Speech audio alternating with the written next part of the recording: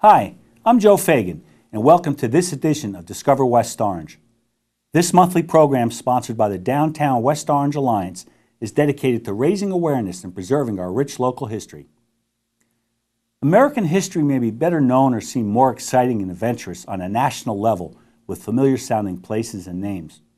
However, it is made up of local history of countless numbers of smaller places like West Orange, with lesser-known names and supporting roles. This is where it has the most impact on a community, and ironically, where it also has a tendency to become the most forgotten. In commemoration of Black History Month, I would like to examine the life of two local residents whose lives were directly affected by the underlying issue that thrust our nation into civil war. Aunt Betsy Berry was a former slave and lived in nearby East Orange. Anthony Thompson lived on a small farm on Main Street in West Orange, and when he passed away in 1884, he was the last surviving slave of Essex County. On today's program, we will take a closer look at their lives in their own words. Their recollections will help us better understand how the national issue of slavery that once divided our nation actually touched West Orange and Essex County.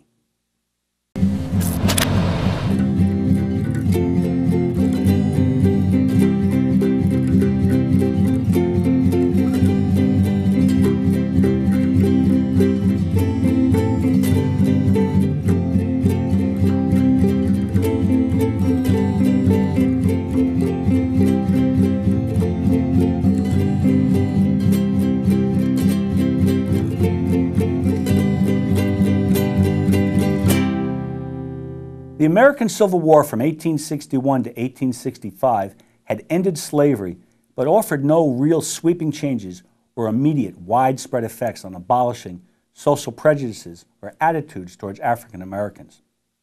In 1869, 4 years after the war had ended, the 15th Amendment to the Constitution granting freedmen the right to vote still had not been ratified. Freed slaves were powerless and lacked political voice as they tried to assimilate themselves into mainstream society. Abolitionists had been successful by raising the consciousness of public opinion during the period of slavery. But if social change were to take place following slavery, the many injustices being perpetrated against former slaves needed to be brought into sharp focus. Legislation and laws alone would ultimately prove ineffective to those they were designed to protect unless accompanied by refinement of social attitudes. In the years following the Civil War, progress for African Americans were slow and they were faced with many obstacles. Jim Crow laws and segregation were the most prevalent in the Deep South, but ultimately found their way into all aspects of society in some form. It wasn't until the Civil Rights Movement almost 100 years later, with such leaders as Dr. Martin Luther King Jr., when real progress was made.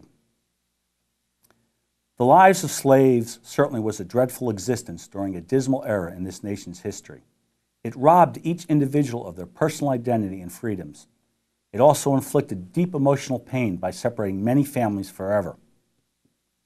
When examined through the prism of the 21st century, it may be difficult to understand how it was permitted to exist by a nation founded on Christian Judeo beliefs. The Civil War was fought mainly based on the sovereignty of state rights, but the issue of slavery arguably was the principal catalyst. The entire Southern economy at one time was completely dependent upon slave labor.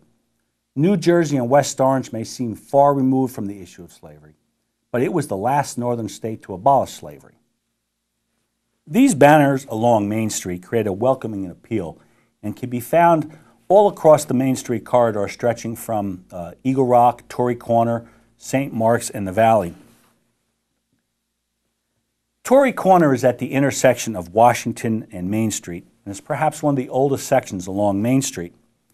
It was originally called Williamsville, after the Williams family, who were the first settlers in the area. During the American Revolution, those that were loyal to the British Crown were known as Tories. The Williams family were certainly Tories, and the name Torrey Corner, by which it is still known today. This marquee in front of Washington Street School announces Black History Month. And ironically, a most important piece of black history occurred directly across the street from this sign. This is a contemporary picture of Torrey Corner today, and the building on the left, if you see that the facade on the top, it announces that it's the Rosenbaum building from 1915. And this is a actual 1915 picture, and I just want to go back so you can see in comparison exactly where it is located. This, of course, is the contemporary view. This is the 1915 view. And what's important about this picture is right over in this corner, just peeking through the trees on the right-hand side, is a small house. This house and farm belonged to Anthony Thompson, who was the last surviving slave of Essex County. And to just give you some perspective, this is an 1890 map, and Washington Street School would be here, and Franklin Avenue, which wasn't there in 1890, would be located there. And Anthony Thompson passed away in 1884, but you can see on the 1890 map exactly where the farm was, and at that time it was in possession of his wife, his second wife, Mrs. Thompson. This is a depiction of what Anthony Thompson and his small house and farm may have looked like at Torrey Corner. Anthony Thompson was born into slavery in Somerset County, New Jersey in 1798. His great-grandmother, whom he never knew, was reported to have been the queen of an African tribe. His mother was taken away from the tribe at a young age and brought to America by an African slave trader.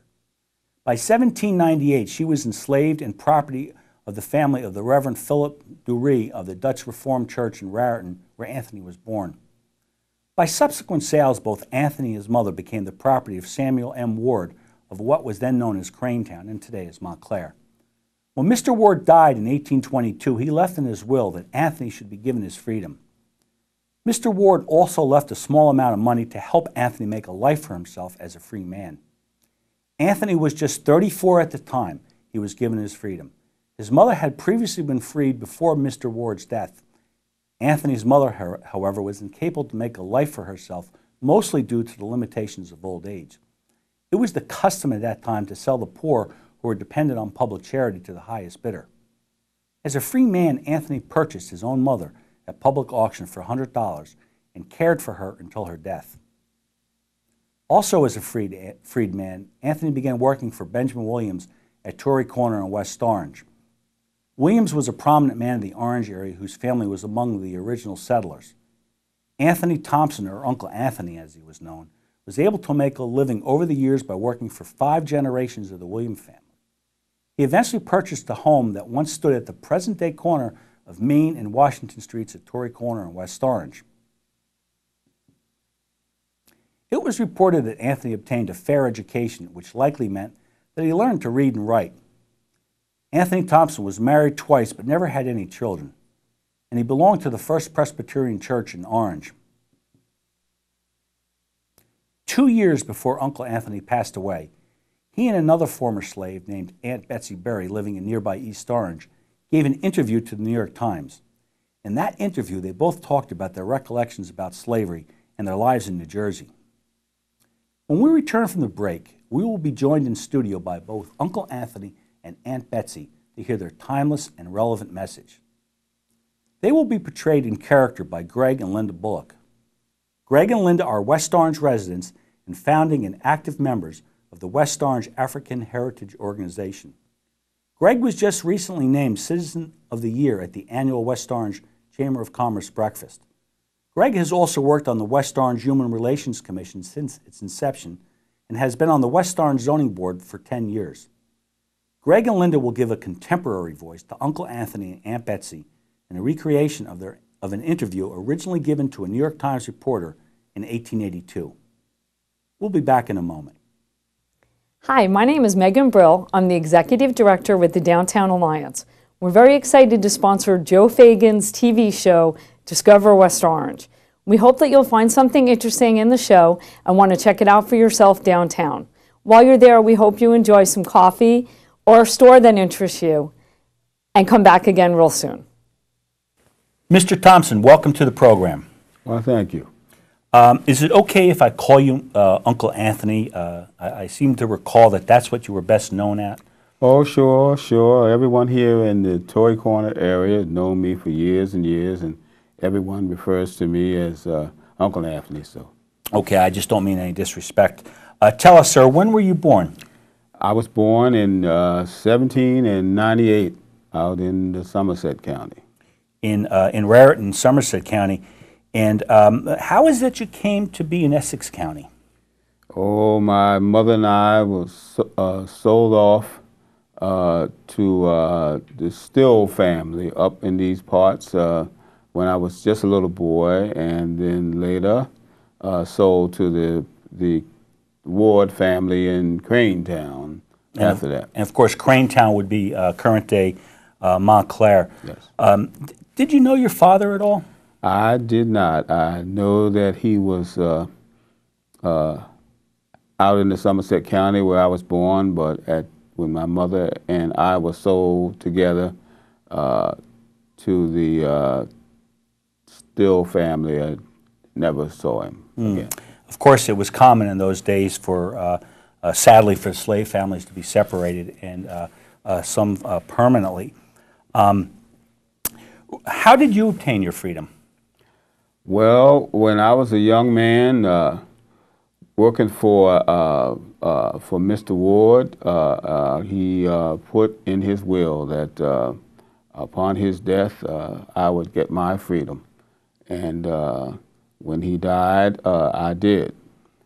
And he passed away in 1832, so you would have been about 34 years old, so 34. you were still relatively a young man. Yes, I was. And where did you settle? Well, Mr. Ward was kind enough to leave me in his will a sum of money that allowed me to start a life. And I was able to purchase a little farm and build a house here in Torrey Corner. Torrey Corner in West Orange. Yes. And that would have been about the year 1833? About 1833, that's correct. Do you remember how much you paid for your house? Well, I was able to pay $800 for all the land and that built a house on. And that was part of the money that Mr. Ward had left you. Yes, it was. Uncle Anthony, can you tell us the story of how your mother came to live with you? Well, she was also in the service of the Ward family, and she was promised to Mrs. Ward as long as she was alive. And when Miss Ward died, my mother, not having any other means to support herself, was sold at auction with the rest of Ms. Ward's property, and was able to get some friends who helped me raise the $100 needed to bid for my mother at auction. I gave it to a young man who was going to do that for me, and he took the money and gambled it away. Oh, goodness. And the town folk here were nice enough to let me have my mother, knowing that I had paid him to bid for her. So your mother came to live with her, and you cared for her for the rest of her life? Yes, yes. She was quite old, I imagine. Yes. Have you ever seen a slave whipped or beaten? I have not personally seen any whipped. I've heard some. I've heard noises. I've been told of it. As a young boy, I was fortunate not to be whipped as a young lad, and but didn't see but heard of plenty, especially up in the Quaquannock area, In Bergen County. Bergen, and in those areas. Heard a lot of that going on there, and some up on the mountain as well. Now, you've worked for 5 generations of the Williams family. Yes. When you came to Torrey Corner in 1833 in West Orange. How were you treated both as a slave and as a resident of West Orange? as a young man before my freedom, I was treated fairly well. I was big and strong and could work well and got along with people and was treated well. And then after I got my freedom and purchased my farm, most of the people knew me, and I still worked for the Williams family and other folk here in the area, and so everybody treated me well. Now, were you ever married? Yes, I was. I was married 2 times, and my second wife, Harriet, is still here with me now. My first wife name was Priscilla, and she was the daughter of a man we call Fiddler Tom, who was very famous in this area. He was the best fiddler between Newark and the mountains, and whenever he played, people came from all around. What was West Orange like in your day? Well, when I was a young lad, it was mostly wilderness and a few farms from the big Newark settlement out to the mountains, and a few taverns along the Bloomfield area and out in what we call the Caldwell area. Mr. Thompson, Uncle Anthony, what message would you like to tell the people of West Orange today? I would like to tell, or would wish for children to get the best education that they possibly can. That's most important, and folk here in the area are speaking about building a school somewhere close here in the Torrey Corner area. Folk are talking about it now. That would be the Washington Street School that will be built across from where your former farm was. Uncle Anthony, everything I've read about you is that you were well respected and well liked within the West Orange community, and I can certainly see the fine gentleman that you are. And I want to thank you for joining us today and doing this interview. Thank you very much, Uncle Anthony. Thank you. If anyone would like to contact the show, you can do so online. Here is my email address. It's very simple to remember, Joseph Fagan, my name, at westorangehistory.com. Or if you prefer the old-fashioned way, you can contact me via the Downtown West Orange Alliance at 66 Main Street in West Orange, and of course that's the same address as West Orange Town Hall. Ms. Berry, welcome to the program. Sir, you don't have to call me Miss Berry. Everybody knows me as Aunt Betsy. Okay, I just didn't want to any disrespect towards you. Welcome to the show, Aunt Betsy. Where do you live today? I live in East Orange. Been there now about 40 years in a nice little house. And are you married? I was. I'm widowed now. My James, he passed away about 26 years ago. And we had 12 children, but only 5 are still living there. How do you find life in East Orange? It's all right, not bad. People treat me pretty good. I don't read nor write, but I do like to hear the Bible read to me. So somebody comes by the house to do that from time to time. You never learned to read or write. No, sir. That's an important message that our young people today should know, that in your time it was customary for slaves to be denied an education. Before you came to East Orange, you lived in Bergen County. Were the slave owners cruel to you in any way? Oh, those Dutch folks was a mean folk. They treated you terrible, terrible, terrible. They think nothing of beating you over little things. Now, it's a common misconception that the slave owners in New Jersey weren't as cruel as the slave owners in the South, but apparently from what you're saying, that the Dutch farmers in Bergen County could have been just as cruel as the slaves in the Deep South? Oh, yes. Yes, sir, I witnessed it. How about your own family? Were you kept together? No, we were split up. I didn't know my mother, because she was taken away from me when I was a baby. So I only see my mother in a dream sometime. And you hear her inner voice perhaps guiding you through difficult times? Yes, I do. Yes, I do. Yes, I do. Now, in Bergen County, your master was Henry Jacobus. How were you treated by the Jacobus family? Well, Master Jacobus treated me all right. The rest of his family members, they didn't really care about me. They just kind of tossed me around like a rag doll. They didn't really care. Did many of the slaves get any education or were treated any better in Bergen County? No, not many. Most of them, few and far between. I wanted an education, and I asked Master if I could go to school, and he said, "You've ungrateful." He said, "You've mentioned going to school again, getting some learning. I'll show you what it's like behind the barn at the end of a whip." So that was the end of my learning. He saw your request to learn to read and write as being ungrateful. That is indeed sad.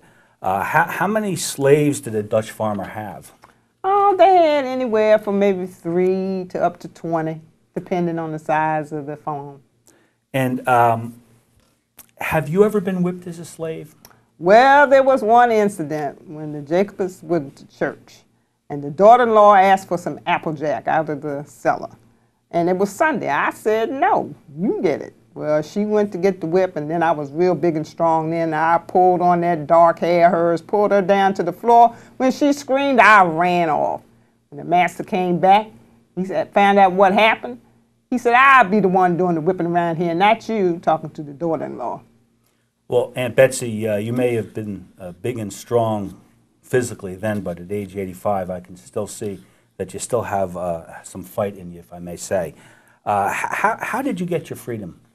Well, it took me about 3 years to get my papers and about $350. I worked for about 50 cents a day, and I just kept putting aside till I was able to get my freedom. Now, how did you finally get to the Oranges, to East Orange? Well, when I married James, then we moved there to settle down and raise a family. That's how I ended up in the Orange. And James himself was a slave for old Doc Pearson in Orange, and did he have to buy himself his freedom as well? Yes, he did. Took him a little longer. Took him about 5 years after we was married for him to get that freedom and get his papers together, and $500. $500. What message would you have for the people of West Orange and Essex County today? Get that learning, get that schooling, go to school so you don't have to do what I did, and your life will be a whole lot better. Well, Aunt Betsy, that is certainly an important and relevant message, and you should know that your struggle and the struggle of your people have paved the way for African Americans today in the 21st century. And on Discover West Orange, you are certainly fondly remembered. And thank you so much for coming in today and sharing your story. You're welcome. Most people often like their history to be pure and moral in an immoral world, especially when it comes to the issue of slavery. It certainly was a dismal chapter in our American history, and even touched places like West Orange. It may be easy to say in the year 2014 that we would have been opposed to slavery. However, no one can truly say where they would have stood on this issue in a world driven by 19th century values and social influence. Countless numbers of people likely went to their graves not seeing slavery as wrong because it didn't affect them. Freedom may have come for the slaves following the Civil War in 1865, but the road to true equality was still a century away. If anyone doubts this, they just need to acquaint themselves with the events of the civil rights movement of the 1960s. The story of both Anthony Thompson and Aunt Betsy Berry is a timeless message to be passed on to every new generation, regardless of ethnic background. It underscores the importance of finding our own inner voice to guide us between what is right and wrong on any issue in any century. If we are not too deaf to hear the voices of the past, they will teach us the lesson that our treatment of others will ultimately be the final verdict upon ourselves. For the Downtown West Orange Alliance, I'm Joe Fagan, and I'll see you on Main Street.